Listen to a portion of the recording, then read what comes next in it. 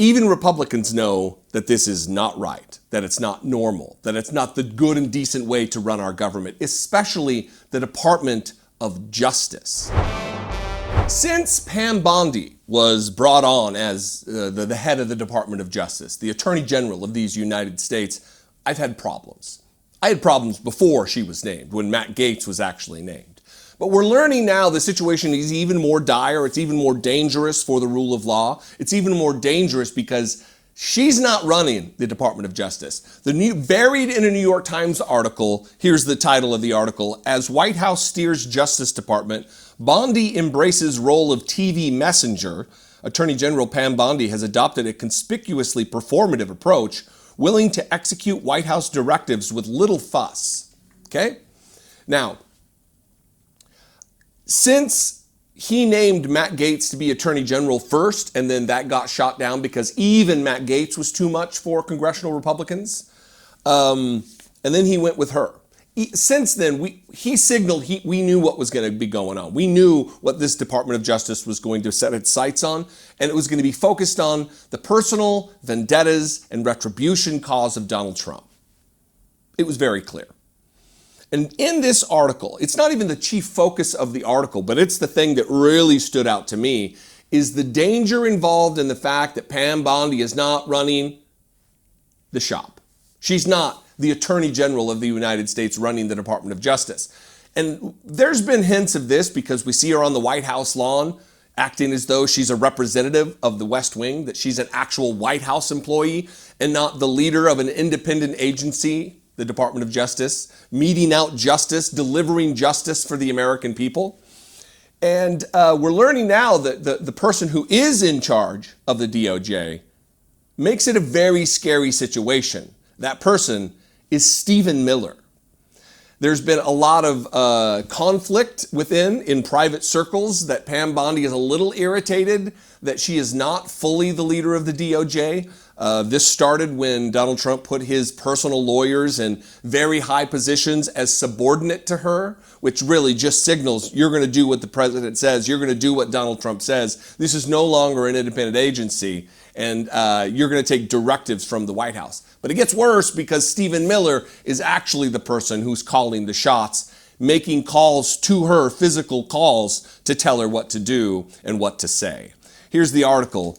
Pam Bondi, the Attorney General of the United States, circled the Roosevelt Room in late February, handing out bulky white binders labeled Epstein Files Phase 1 to a conclave of Trump-allied influencers summoned to the White House for their first visit.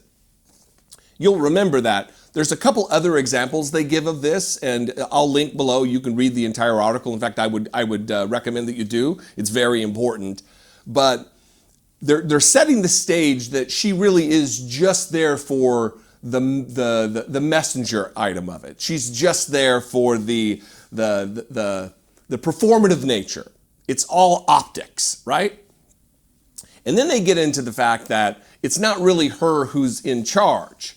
Miss Bondi earned a reputation as a hard-charging prosecutor known for combating opioids and street crime during 2 terms as Florida Attorney General. Since taking office as U.S. Attorney General in early February, she has adopted a conspicuously performative approach to survive inside a Trump cabinet that rewards self-promotion, ritualized public flattery, and above all, a willingness to execute White House directives with little fuss. Quote, the decisions are being made at the White House, and then they're being pushed down to the Department of Justice, which is very, very atypical, said Elizabeth Oyer, the department's former top pardon lawyer, who was fired after refusing to grant gun ownership rights to actor Mel Gibson.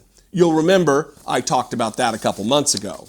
One more quote from her, and then we'll move on with 2 more paragraphs. It feels like she is just performing a part, Miss Oyer said of Miss Bondi. She is like an actor, in a way. If there is a script, it has come in the form of prescriptive executive orders and memos from the White House. The agenda has largely been set by Mr. Trump, his advisor Stephen Miller, and other officials, hashing out details with 2 former criminal defense lawyers for Mr. Trump who run day-to-day operations in the department, along with the Attorney General.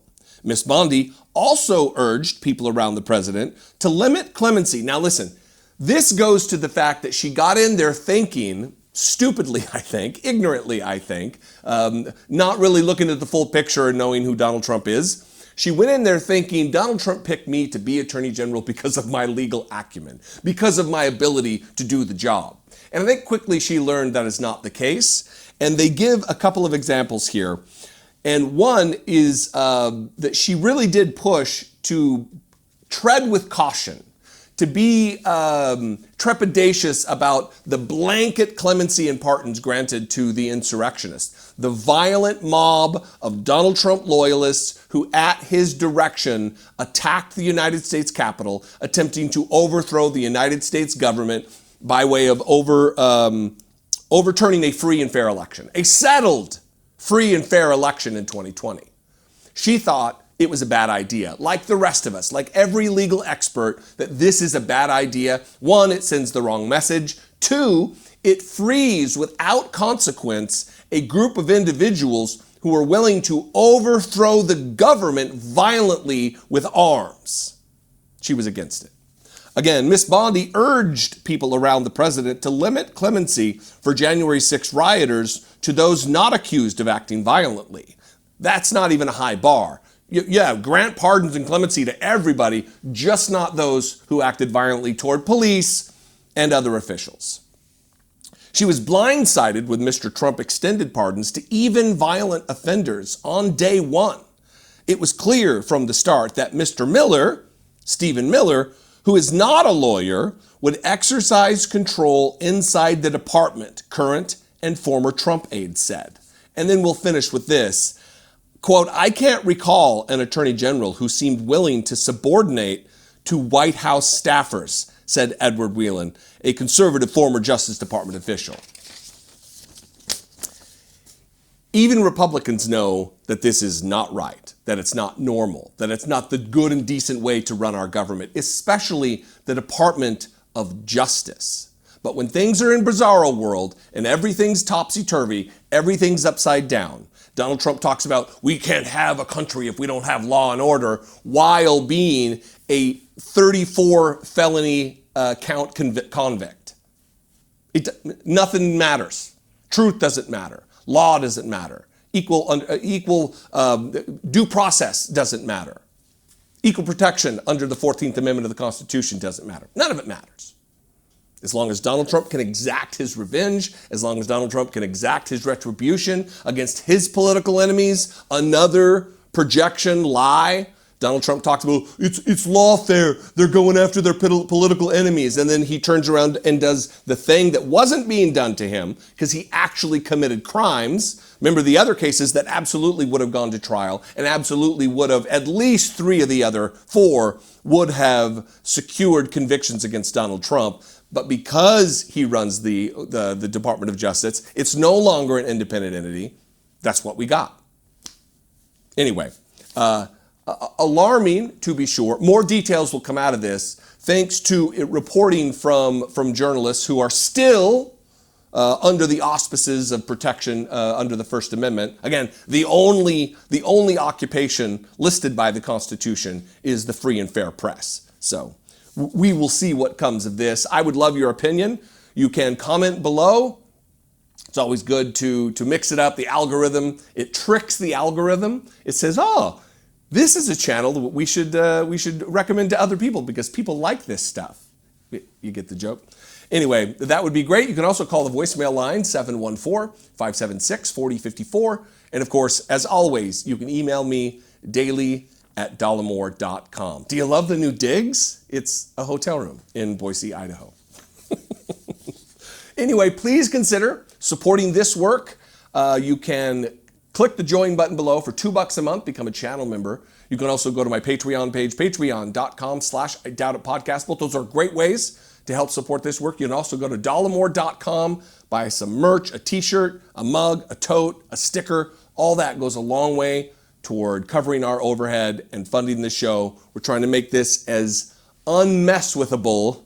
I'm trying to keep the F words at bay for my producer to not have to edit out.